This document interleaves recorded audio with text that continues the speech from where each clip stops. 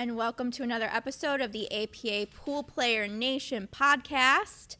Before we get started, be sure to hit that subscribe button on all of our social channels, our YouTube channel, our Facebook page, our Instagram, TikTok, X, all of the places.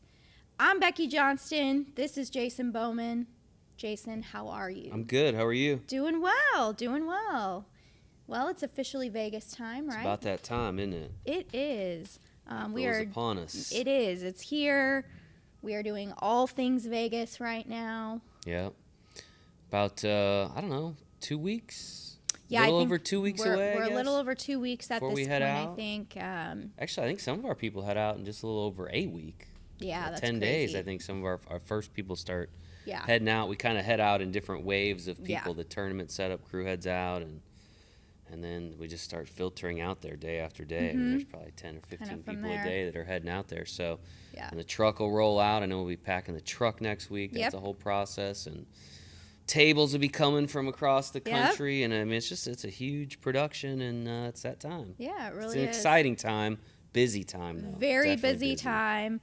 For those of you who don't know, we have a truck, a semi-truck that kind of goes from St. Louis, where we are here in St. Louis, that takes a bunch of our gear, our like signage and things like that. And that's just one of them. I mean, one of them. multiple trucks bringing out tables. You got a truck that's out there that we leave out there that's got lights and everything on it. So it's a lot of stuff, to run these tournaments. Absolutely. A lot of items and things that we got to pack up. So, Yeah, all of that's happening soon. Yeah. I know this event's going to look a lot different than it has in the past. I know, it's going to be interesting. I mean, the best I could do is go back to 2021. That's true. After COVID, when we did the Poolplayer Championships in August that year, and had everything but the team championships, the World Championships, which were in October. So it's going to look. That is true. I think it's going to look a lot like that. I know the Team Captains Championship is still going to be in August. Yeah. Along with the 8-ball and 9-ball World Championship. But otherwise, I mean, you're bringing in Masters, you're bringing in Ladies. You've got all the doubles events, which is Jack and Jill, 8-ball and 9-ball. You've got the wheelchair event.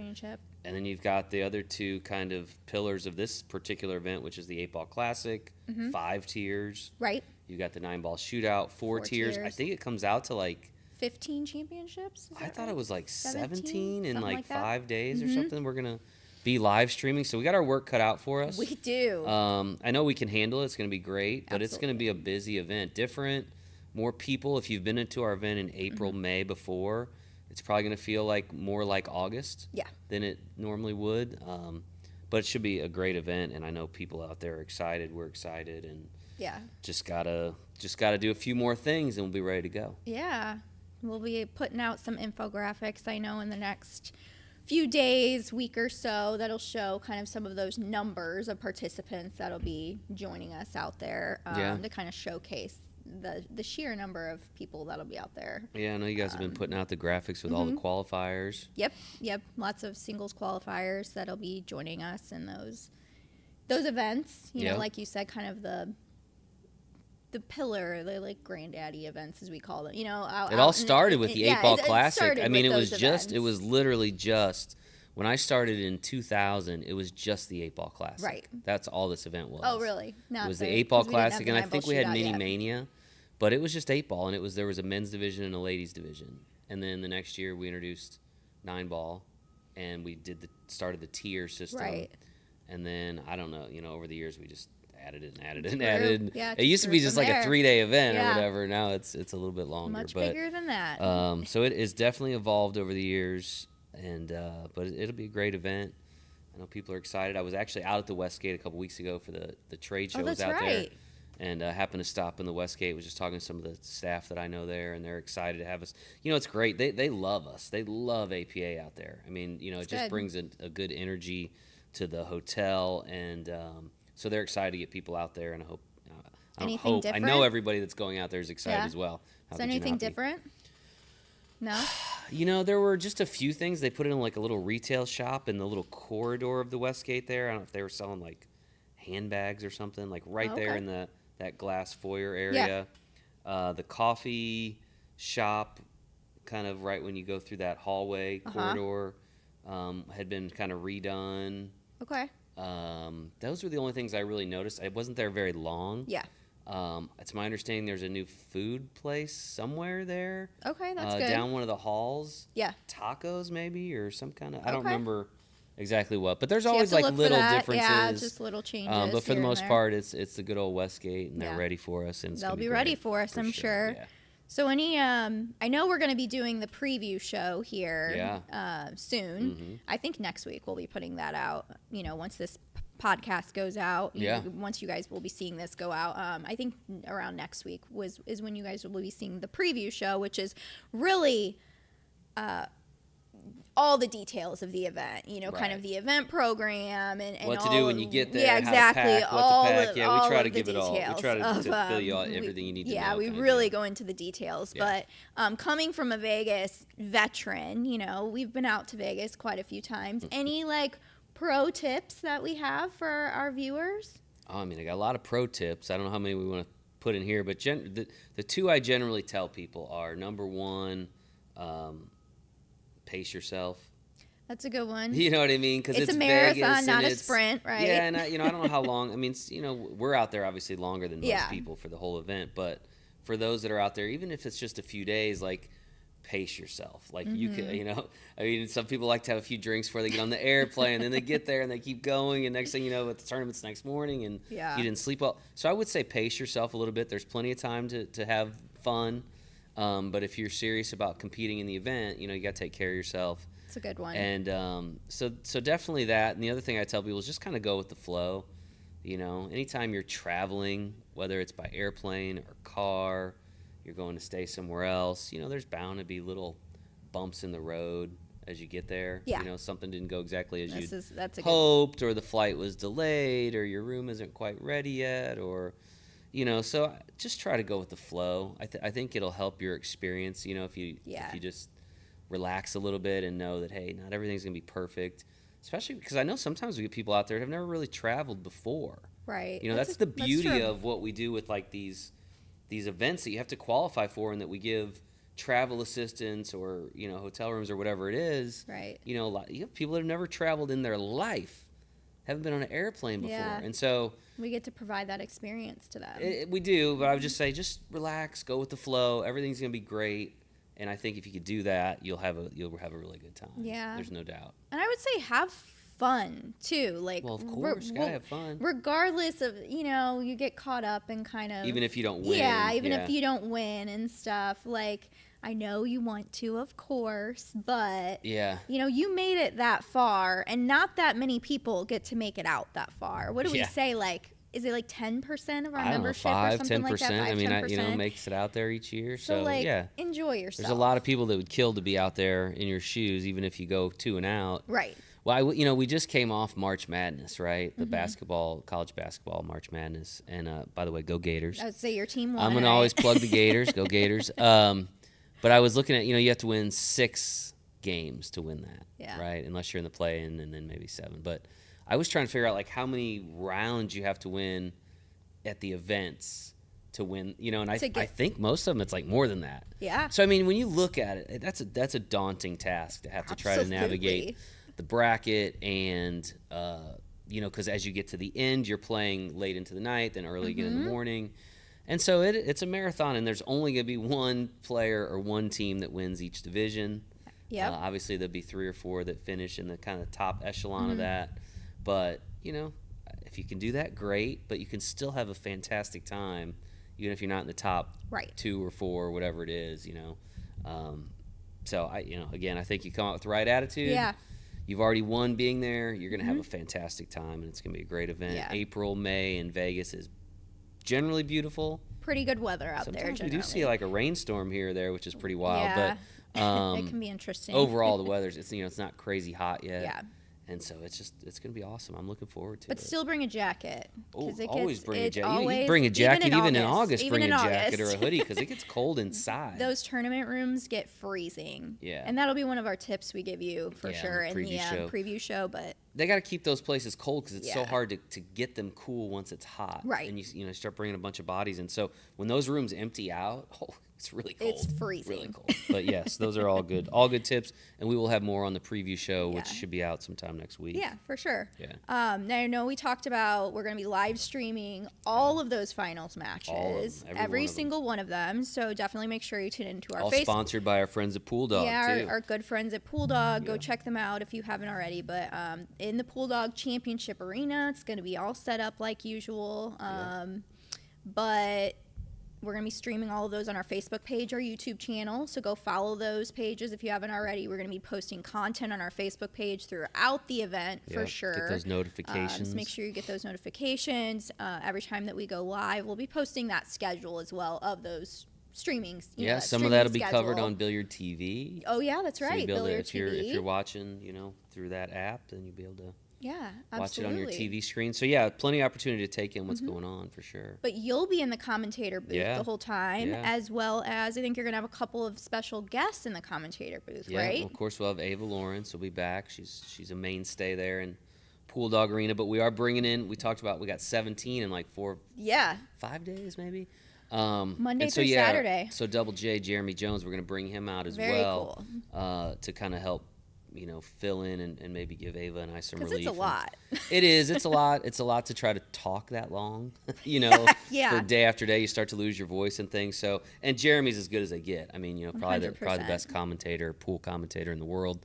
And so we had the pleasure of bringing him out, and I know we spent some time talking to him, so we can hear what he thinks of all that. Yeah.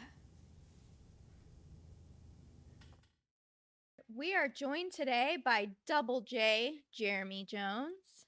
Double J. How are you? Hey guys, how y'all doing? Good to see you, Jason. Good to see you, Becky. Good and I know Kara's back there somewhere. Yeah, it's great to see you too. It's been a minute. Last time I saw you was we were in Orlando together. It's been a while. Yeah, it has been a little bit. That was a great trip. What a nice venue that was there in Orlando. But yeah, it's been a minute. Figure to see you soon. Yeah, what have you been up to since we were in Orlando? I mean, I feel like every time I see you, you're heading a lot of international travel. It seems like you're taking these days. Yeah, well, that Orlando was kind of the first part of that month there in Florida for so much pool, and then had some time off after the Moscone. Did a little bit of work. Planned on playing the Derby, but I'm kind of dealing with a sciatica issue, so I had to pull out of that. But just back to work.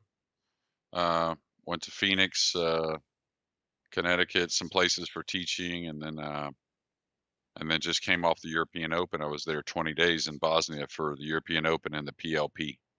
Oh, wow. Yeah, I was wondering about that event in Bosnia. I mean, I know we were talking like a little before the interview, but that was like a pretty war-torn area of Europe. I mean, what's that like today? I know it's been several years, but that's the last time I remember hearing anything about Bosnia. What was that like? I mean, there were still some sites you could see, that, of course, were sites from a war, so it's a little different. But yeah, I mean, I don't think you could overall, like, people talked about it or anything like that. But the one guy, tour guide, you could see it's still pretty prevalent in people's minds, that war. I think probably the last war we've seen that wasn't like a third world country, maybe. I don't know. I'd have to look at the history books, but a pretty town in the mountains. Didn't catch the best weather for 3 weeks, but overall it was a nice place. Do you get to see a lot, like outside of the pool rooms when you go to these places, or are you mostly inside of where the tournaments are? It just depends, some you get a little more time. There we had long days. Yeah. Doing a lot of little extra things. Of course, a new location for a tournament usually brings some extra things. Than the juniors, and we did have 3 days off, but honestly, it was one of my worst sleeping expeditions ever. So I didn't do a whole lot on those 3 days. A couple of the guys went up the mountain and went to a little resort and got a little snow and a little nature for a few days. But I didn't do a whole lot besides trying to catch up on my rest. Because the PLP is like 10, 12-hour days, and that's 8 days of it. Yeah, and those are all the big matchroom events, the WNT tied events, and so that's great. Well, I'm glad you're staying busy. The other thing I wanted to ask about since I saw you last is the Moscone Cup. Obviously, we know the results of the Moscone Cup, and we were right back in the same boat we were the last several years. But I wanted to ask you from your perspective, because this year you got to kind of be a little more removed. I know you're still rooting for Team USA, but you didn't have the responsibilities that go with being the captain. I was curious what that experience was like for you. Obviously, a little different. Yeah, I mean, working kept my mind off a few things, but when I wasn't working, I had to catch myself like I was almost on the team is the way I felt on the bench, and they got that part covered. So whenever the guys came back, just tried to be a fan and lend any hand that they want offered. You know what I'm saying, or they want in return. And I think they did a great job overall. It was right in at 5-5 or 6-5, something like that. But that turning point always seems to be that speed bump right there in the match always seems to be a little rougher for us for some reason. Um, as a coach or maybe an ex-coach or someone tearing it apart, kind of felt like if you looked at Team Europe, um, Jason Shaw played very loose on and off the table, and played awesome, by the way, along with a few others that could have won that MVP for Europe. But what I'm getting at is I kind of felt like Europe kept their concentration better with those other four players. Like, yeah, they'd celebrate after a win or maybe not like a loss. But during the match, I felt like they kept their focus a little better between racks and stuff like that, where, you got an animated Billy Thorpe, which is awesome, and he's playing great. Maybe let him be that guy that just kind of goes all the time or whatever. But I think in that atmosphere, you got to really keep that focus between games, and maybe that's the one difference I saw at times, just because it's hard to turn it on and off in that situation. I bet. If that Yeah. makes any sense at all. I Yeah, hope it did. it certainly does, and I kind of wondered how you would feel about kind of being there but not officially there, and I kind of felt like there was a likelihood that those guys would kind of be talking to you a little bit and getting some input and that Yeah. kind of thing. But so the other thing I wanted to mention here is, and I don't know if you're aware of this, Jeremy, but you are the very first Pool Player Nation podcast guest to both appear Oh, on wow. to appear on both the Joe Rogan Oh. podcast and this podcast. And I know it's pretty much on par with the Joe Rogan podcast experience, but I'm curious because like, what's up with you and Joe Rogan? Like, you guys are like solid. Like, you guys are dudes now, right? Like, you just go to the UFC deal with him and. Yeah. We went in December, me and Carl Boys, actually. What a time that was, and couldn't thank Joe enough. And I've actually become way more of a UFC fan. We all watch those videos on the phone and whatnot. And I'm usually cars or nature or something, or his podcast. But I've started to watch a lot more of the fighting. And then what an event they put on every month, because we had VIP access and we could go pretty much anywhere. We went in early with Joe because he does all the matches, and yeah, we got treated like gold. But just so much going on just for one night and one sporting event. Man, I mean, I just can't even imagine what that experience. I mean, how does that manifest? I mean, does like Joe Rogan call you? Do his people like reach out to your people? No. We were playing in Austin at a studio because when I go to Austin, I have a little brother that lives there and many friends, of course. But when I go to Austin, and if he's available, and we go over there and we spar, and just conversation led to one thing or another, and so a few months later he hit me up, hey, December good for you? And Carl Boys, actually, I think we're at the US Open having a cocktail at the bar, and you know how it is with buddies, and he knows all about UFC. I was like, hey, you want to go to the UFC? And kind of went down from there. Man, that's pretty awesome. That's And I mean, cool. so when you go to the US, obviously he's busy, like he's working, right, at the fight. Like, do you actually hang out with him, or I mean, how's that Oh work? no, we got Friday, all arrived early, checked in, got sorted, went to dinner. What a dinner, by the way. And then we went to the pool room. We reserved a table there at Grips and played like 9 hours of pool. Joe's a beast. We played 9 hours straight, and he played every game. It was amazing. And so we played a lot of pool, and then again the next day met up because we had to go at like West Coast time. I think we had to leave around 2:30 in the afternoon for the fights. So we were there from 2:30 till closing, and then went to dinner afterwards. Parted ways, all the thank yous and hugs and whatnot, and then went from there. Man, that's a That's too great story. cool. Very cool So he's a stuff. good pool player. Oh yeah, Oh he's yeah. like a really high level player. Yeah. Like what give us his speed, like relate it to somebody so we kind of understand. Uh, I think he's pretty talented player. He's not a pro level. I think he'd tell you the same thing, but his game's come along, and he's very good offensive. And one thing about Joe, he hasn't played a ton of tournaments, and you know what I mean. That's just be hard for him to do. I don't know if the tournament could even get done in 3 days if he was in it with people around and whatnot. But Yeah. so he hasn't played a lot of match play like that. So, but very good offensively, and plays a lot and tries hard every ball. So he's a tough player. I'm not big on Fargo. I don't know enough about it. I couldn't give you a rating like that, but he's like you know, if you rate a 1 to 10, he's definitely a good 7.5 or something like that. Wow. And Okay. and So like and, if he was gonna play, you've been to USA. I mean, obviously you worked the US Amateur Championship. You see that level of play. Is he? I mean, is he that speed? Could he come in there and compete? Could he win? Like what? oh US. yeah, he could come in there and compete for sure. Really? Yeah, Okay. absolutely. Nice. Especially if he got match time Yeah. involved, because it's different to play one setting you're used to, and then you go into a different setting. He would tell you the same. So Yeah, maybe we got to get him in the mix, Yeah. Jeremy. We got to get him out to the U.S. Amateur Championship. Like that would be pretty awesome. yeah, I think he's such a busy guy, but I think in the future you're going to see him involved in pool some kind of Yeah, way. I know he loves it, which is cool, and he Oh, must he have absolutely will. tremendous respect for you because he wants to get learn from you, and so that's great. I'm proud of you. I guess is what I'm saying. I think it's cool, and I'm proud of you. That's good Well, stuff. thanks, Jason, and yeah, just give him little tips here and there. We really just try to beat each other for the most part. He likes it intense, uh, and he gives it his all, whatever he does. So Nice. he's a big asset as a fan for pool.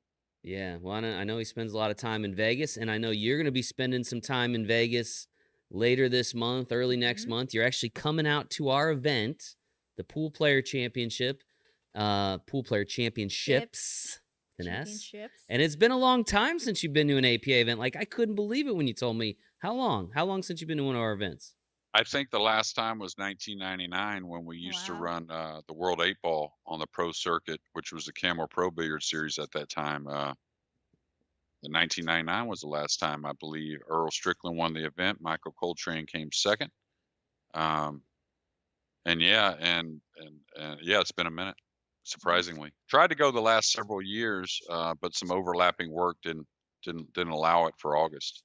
Yeah, well, I think you'll be. Again, I don't know what you remember from back then, and I'm sure it was very impressive back in '99. But the event has grown. Obviously, it's gonna be a little different this year. Yes. We've moved some events around, so I think it'll probably be on kind of on par with what you remember. But I'll be interested in hearing what you think when you're out there, and we're excited to have you out there for the first time. I'm excited to show you around, and I mean, I know you've been to Vegas plenty. You've been to lots of different pool tournaments and that kind of thing, but it'd be good to have you out there. And the nice thing is, we're gonna have you there for some of the championship matches to do some commentary. Yes. I think we've got you coming out for the ladies championship, the Masters championship. I think you're there for the nine ball world champion. nine ball shootout. 9 ball shootout. Sorry. So that'll be cool. I mean, I know players love to have you kind of be able to call their matches and that kind of thing. So you'll be working in the mix with Ava and I, and so I know some of those matches go long, Jeremy. So it's gonna be nice to have a little relief here and there. Maybe go grab a bite and use the restroom kind of relief. That's great. Yeah, well, I mean, you got to appreciate those players trying hard, trying to get those titles. So I don't mind a long match here and there, and it's going to be a lot of fun. And I'm interested to see because you go to a lot of different types of events, and just to see what everyone's doing a little different, and what the vibe feels like from each event. Yeah, well, I'm exciting. excited to have you out there. Make sure you don't wear yourself out though, because I know you're like, where do you got to go between now and Vegas? Like, I know you're going to Super Billiard Expo tomorrow, right?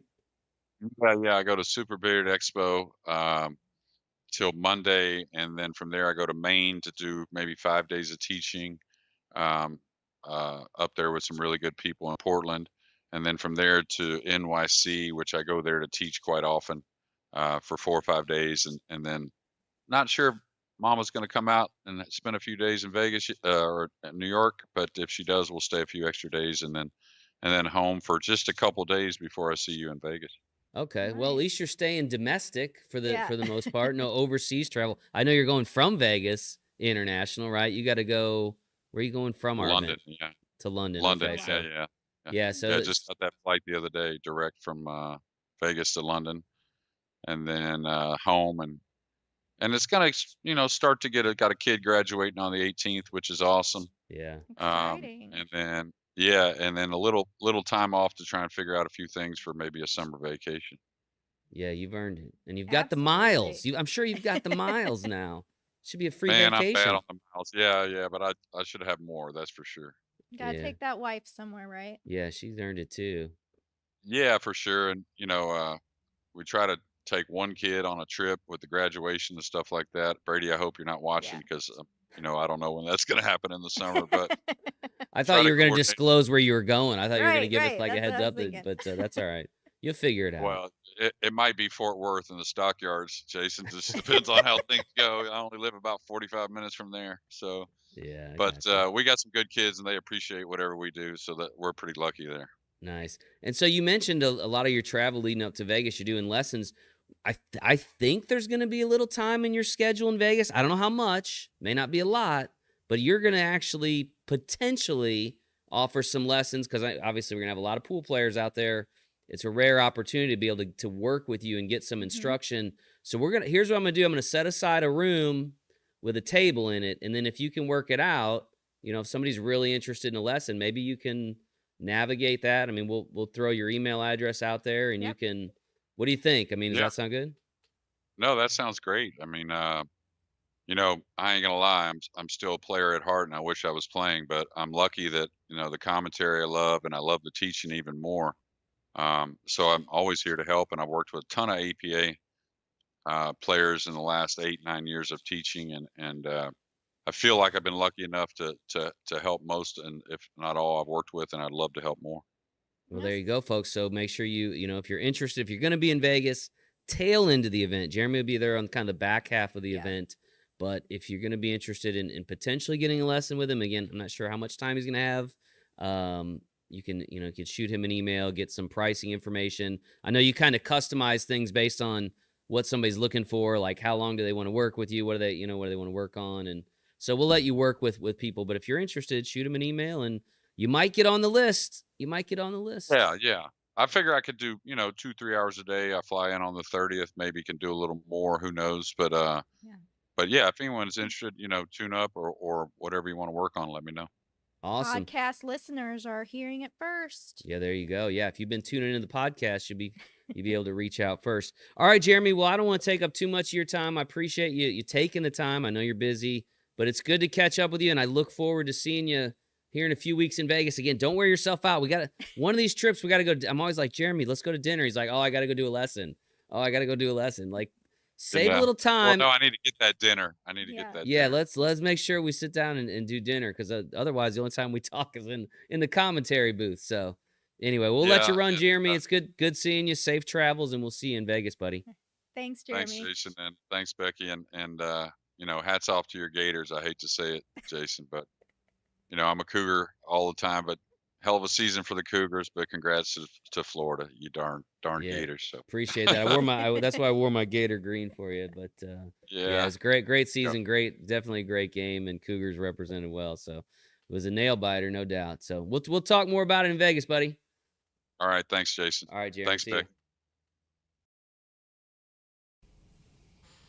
Man, he's a good dude. Yeah, he is. Yeah, I like Jeremy. Good guy. I'm excited for him to come back out to Vegas. I mean, he hasn't been there in 26 years. Yeah, it's crazy wild. to hear him say that. So I'll be curious to, obviously he hasn't been to our event at the Westgate and seen that layout and all that. Right. So be good to have him out there, and I think it'd be a real treat for those. He is so coveted. You heard him talking about he goes to New York to do lessons. He's going, he's doing lessons with Joe Rogan. I mean, so he's very sought after when it comes to instruction. I know how hard it is for us to get him to the studio just to do instruction.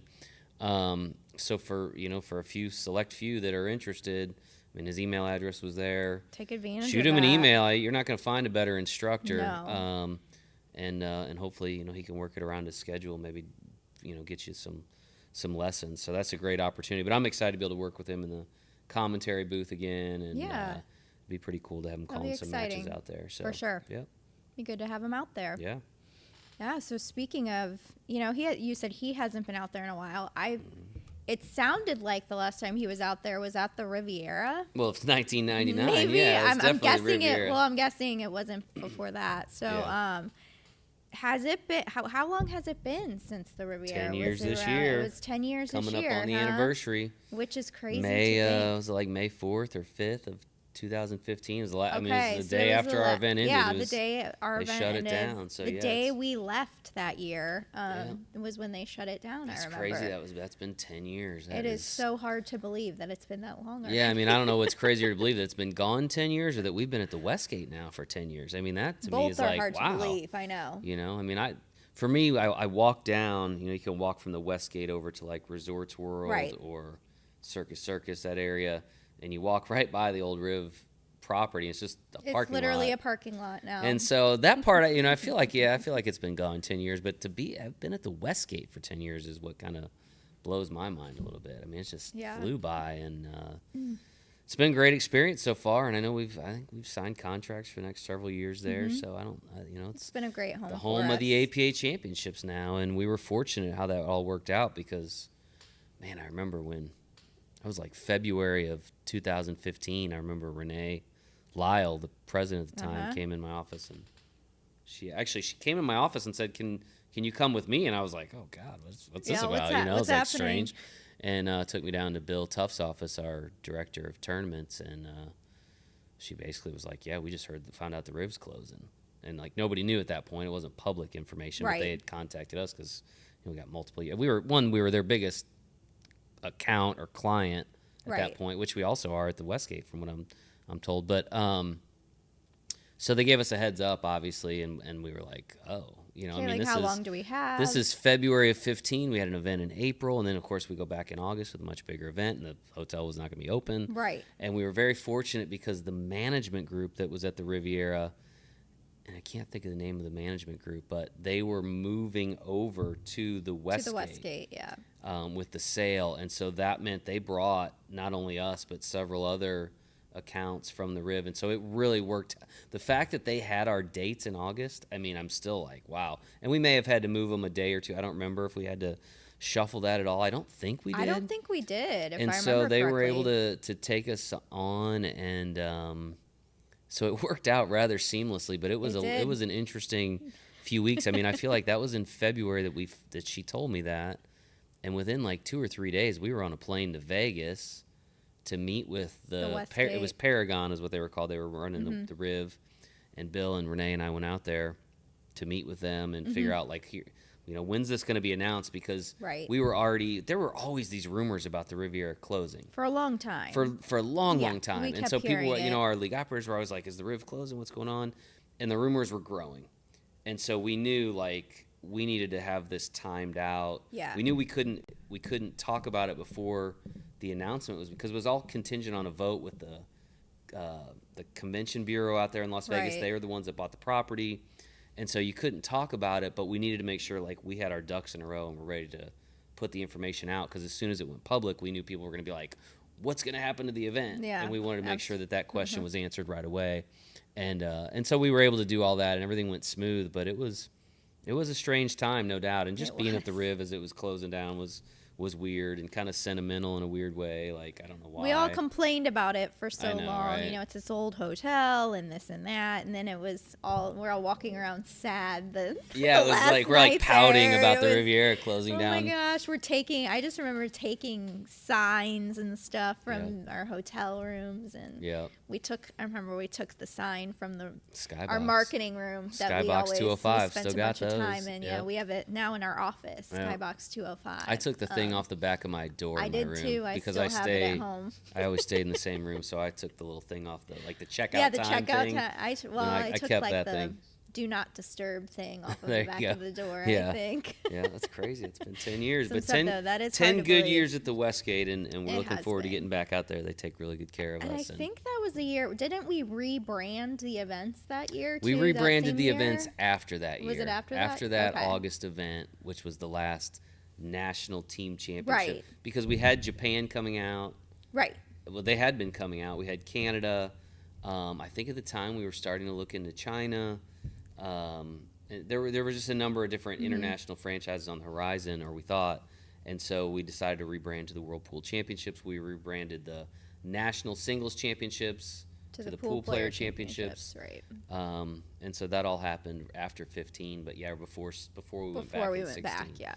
So that was it was a period of transition, no doubt, but everything worked out well, and I don't think we could have found a better situation for our group. It worked out well. And I know people will say, well, go to the Venetian or go to the this or that. I'm like, do y'all know how expensive you're complaining that about is? the $6 beer at the Westgate, like that's like a $12, $15 beer down at the Venetian. So I think it's a good fit. Again, I recognize that Vegas is an expensive place. There's no doubt about it. 100%. But there are levels of expensive in Vegas, and it's in terms of being, kind of prime Vegas area, strip area. I know we're not technically on the strip. You're just a block away. It's pretty reasonable compared the to, Westgate is go hang more out at the Cosmo exactly. or Aria and see what that Exactly. looks like. It's a different world there. Yes. And so I think Westgate's been a good fit and should be a good fit for us for years to come. Yeah, very good fit. Yeah. And our, all of our staff has kind of, some staff calls it sort of their home away from home. There's no doubt. I mean, I stay in the same room. Much time there every year, about a month a year, that our staff spends there. Mm-hmm. But it takes a lot of our staff to run the event. Oh yeah, a lot. Not of just our staff. I mean, we bring out league operators. We bring out referees, which are members. Yeah, mm-hmm. I don't know what the actual number is. One of these days we should get a number, but that is a good. I mean, are we over 100 people? You think? Gotta be over 100 people, I bet it is, if not close to that number. Yeah. The over/under, I would set it at 100, but it's got to be. It may very well be over that. Especially if you factor in referees, it's 100% over that. I bet it is too. But you've got league operators that operate as floor managers and observers. Mm-hmm. They fill in as some staff people. We've got most of our staff. I bet there's 100 people. Yeah, I bet it is too, to make the event run smoothly. But this time we decided to interview one of our floor managers. Tournament directors. Ryan Panhorst. He's actually one of our staff members here at the APA office. Mm-hmm. You might see him even in some of our TikToks and stuff. Yeah, he does. He's a TikTok star too. The guy's got millions of views on TikTok. He actually has I think it's our most popular TikTok. It's his hands. Yeah, there you go. Should have been a hand FYI, model. He should have been a hand. But he's great. He's one of our I keep saying it tournament wrong. Director. He's not a floor manager. Why I keep saying that. He's in charge of a group of floor managers. He's in charge of the floor managers, but one of our tournament directors, and we brought him on to the podcast to kind of get a different perspective. Yeah. You guys have never really heard his, one of their stories before, so let's go ahead and play that interview. We are joined today by Ryan Panhorst, Franchise Development Manager by day, Tournament Director by Vegas. By Vegas time. Hi, guys. Thanks for having me. Thanks for being here, Ryan. How are you? Doing well. Thank you. Good. How are you guys? We doing are great, good. Ryan. Doing great. Getting ready for Vegas, Been waiting for you guys to ask me to be on this. Well, now's the time. Looking forward to chatting with you guys here. What better time than Vegas time, right? Right. Exactly. A couple weeks away. Yeah. So why don't you start by telling us how you got selected to be a tournament director? Drew the short straw. He drew the short straw. He drew the short straw. Well, I started from the ground up, worked my way up through the rankings, basically. It didn't take very long, mind you, because as people exited, I was able to go ahead and fill that void. But I worked my way up from a floor manager, and then obviously the next step is a tournament director. But I tell you what, the floor managers, I've got major respect for those guys. The amount of walking and steps they put in throughout a day or throughout the entire event is unbelievable. Got a lot of respect for those guys. Being a tournament director, you don't have to spend as much time walking around and doing the lapses like they do, like the referees and stuff. So that it's kind of nice being a tournament director, not have to do that anymore. But yeah. How long have you been a tournament director now?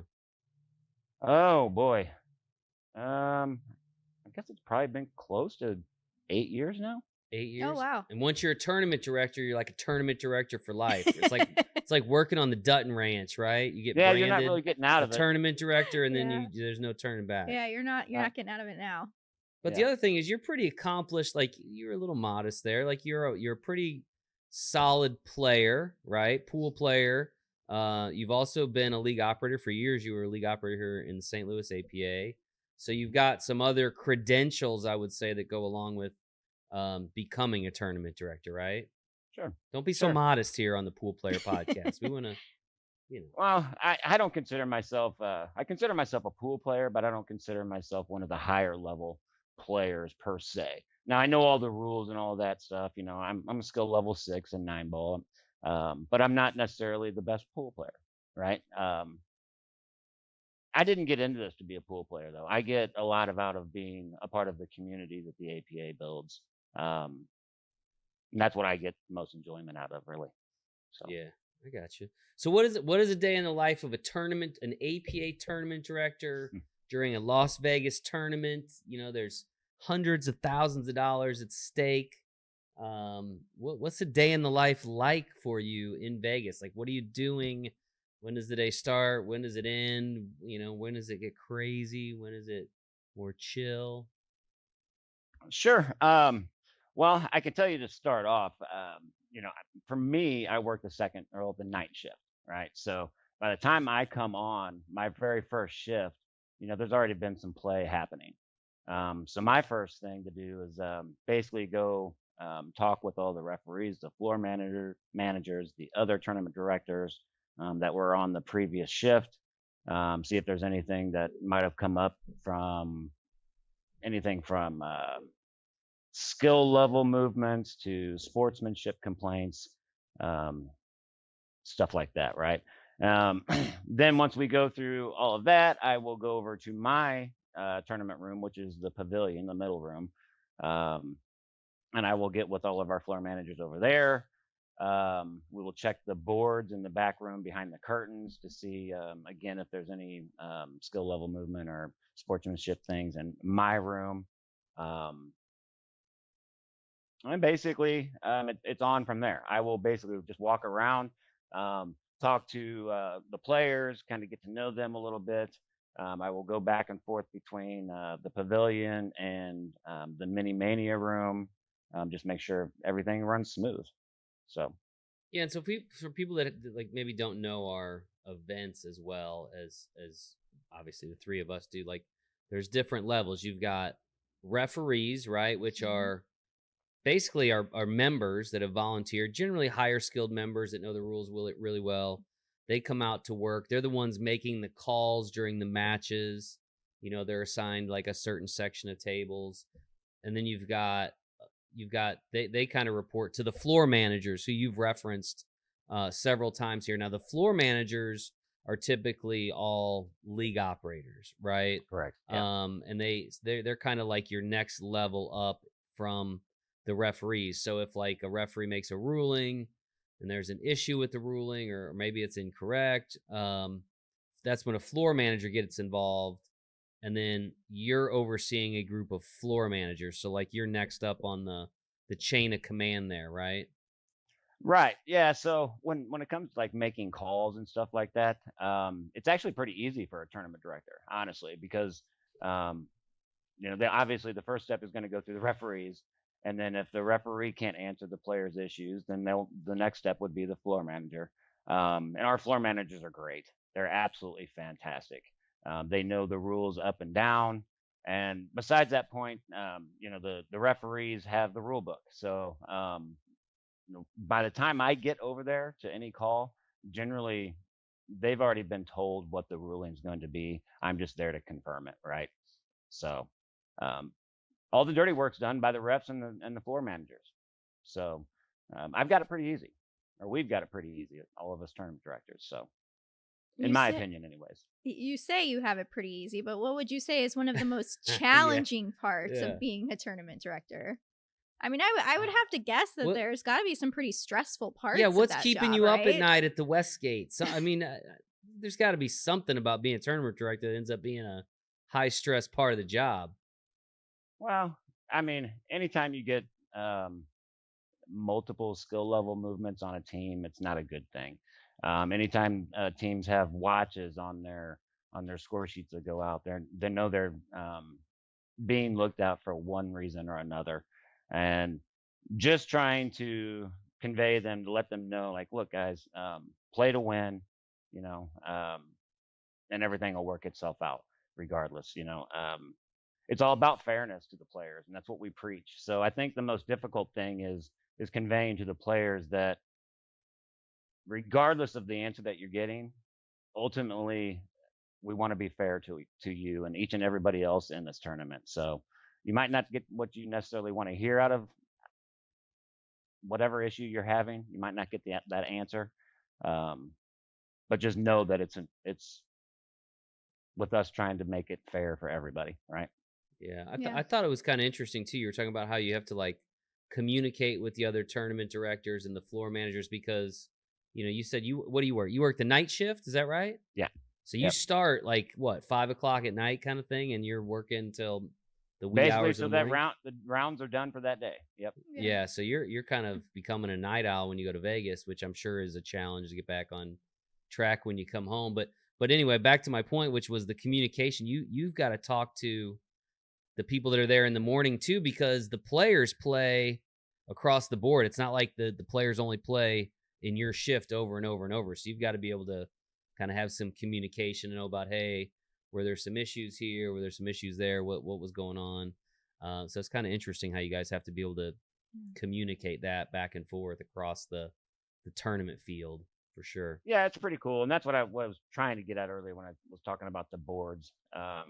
Each one of those shifts, if they have something come up, they'll write something on the board. So we all know in advance, because like you said, those rounds don't stop. You may be playing back-to-back rounds, and it may come on a shift change for us here, for the staff. So we just need to make sure that we're all on top of everything. That's kind of one of the ways that we are able to manage that, because you might be in the main room or the big tournament room for one match, and you might be in the pavilion in my room, in the middle room, the next match. So it's very important that we all communicate and stay on track. So now, working the night shift, that's got to be kind of interesting sometimes. Do you have any interesting stories that you remember that are safe to tell us? Yeah, spill the tea, but it's got to be PG and clean, Well, I've got several stories, some that stick out that I can't really say, but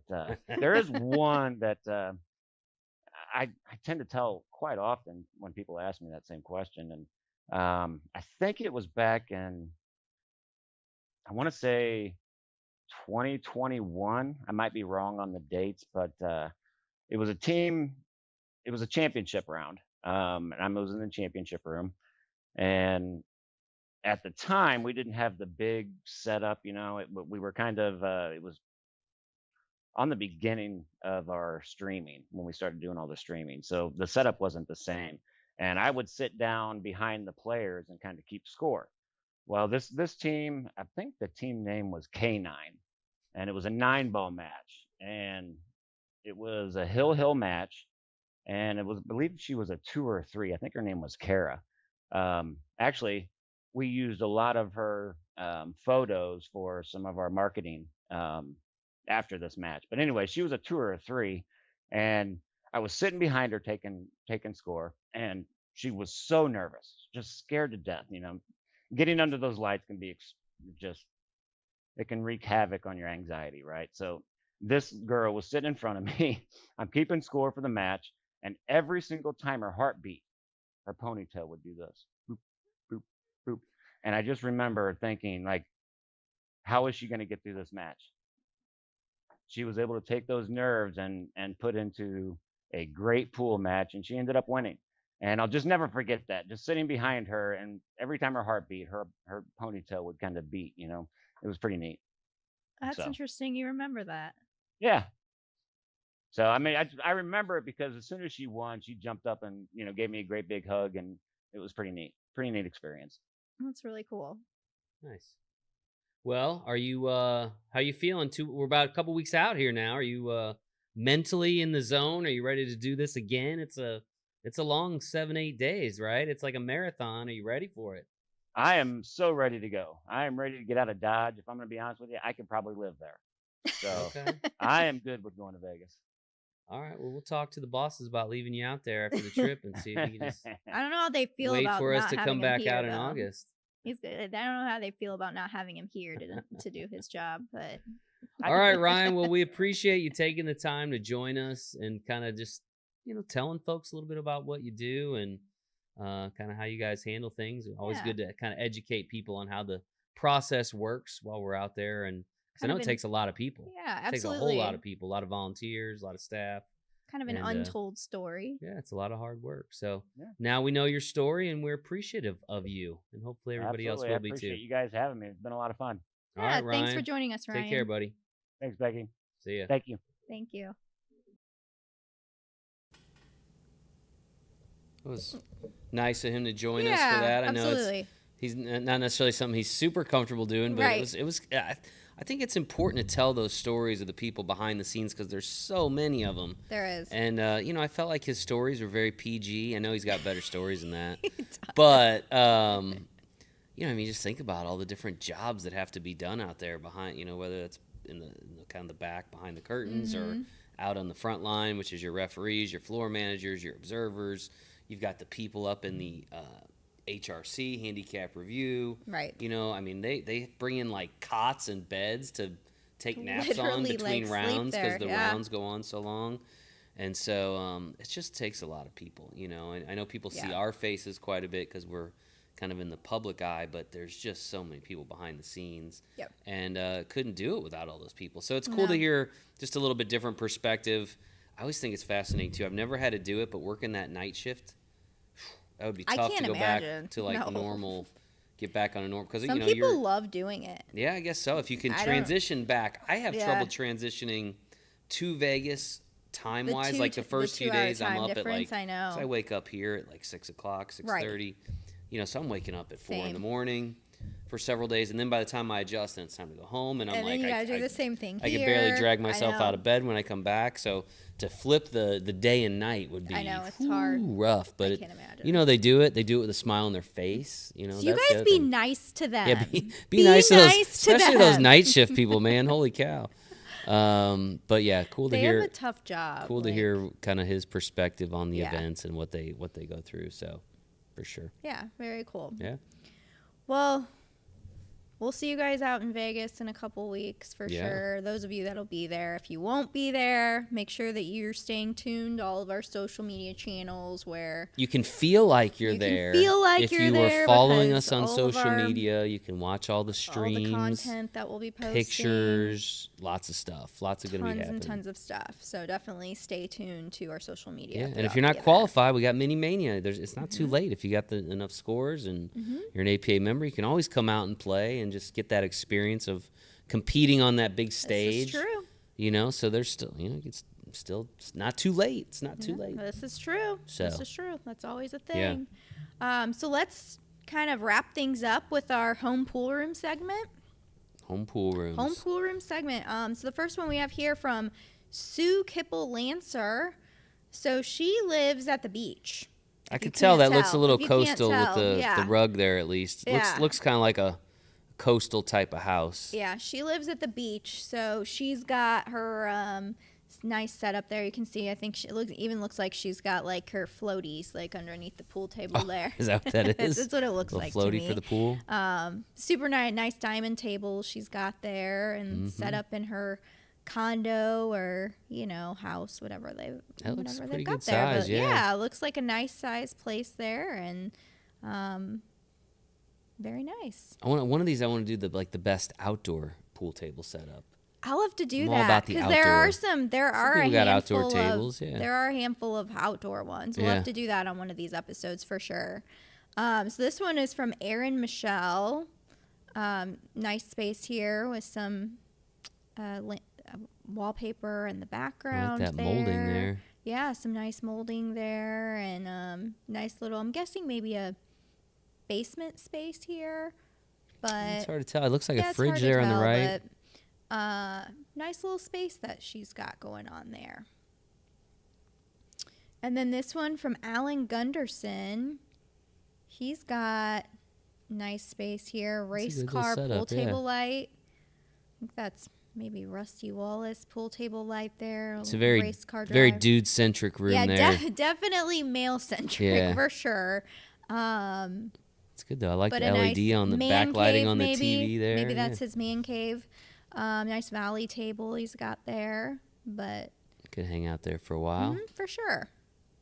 And then this last one here, there's actually 2 pictures that go at the same space, but it says Malise de Roast. But I wanted to show the 2 pictures because it's like both of them kind of like make the space. The pool table was in one space, and then the other one kind of shows what kind of table that is the other. I don't know. I'm not sure, but I like the kind of like 8-ball that they've got there with the little cozy space going on in the pictures in the background. It's funny when we look at these pictures, I'm always noticing like these other things, like what's going on with that guitar?